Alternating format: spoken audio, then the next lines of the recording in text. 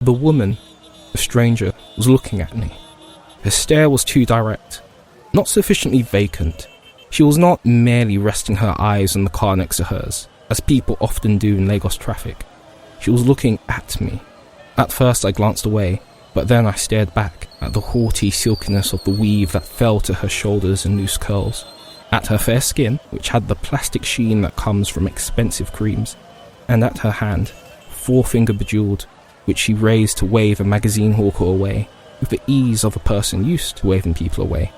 She was beautiful, or perhaps she was just so unusual looking that beautiful was the easiest way of describing her. I'm carrying you.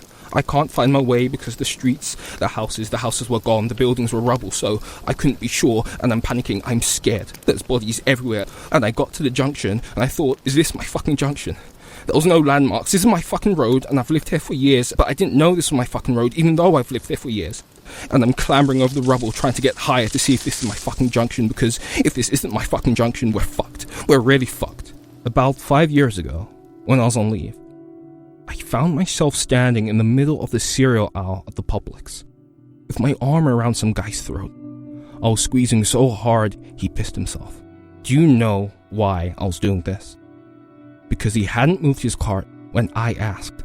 I was the best of the best, able to shut down, control, manipulate all basic human instincts towards one goal: the completion of my mission. The effects of committing extreme acts of violence on other human beings are biological and physiological. That's the price of being a warrior. He woke, stricken still with the hours-old vision of ascending through rose-lit cumulus, of houses and barns like specks, brown and black hills streaked with snow, flashes of iced-over lakes, the long braids of a river gleaming at the bottom of a canyon. Above the wing, the sky had deepened to a blue so pure, he knew it would bring tears to his eyes if he looked long enough. Finally, the long converging parallels of blue runway lights, and they were down.